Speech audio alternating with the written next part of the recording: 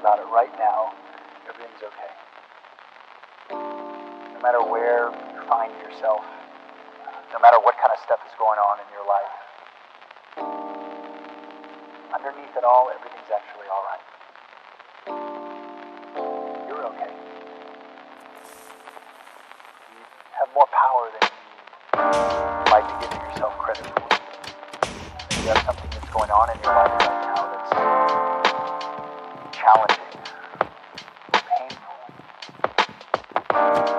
It's just a reminder to take a little bit better care of yourself.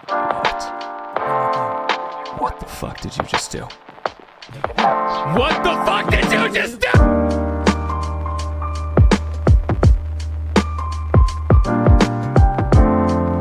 I'm not holding a fucking funeral, Chad! Because she's not dead!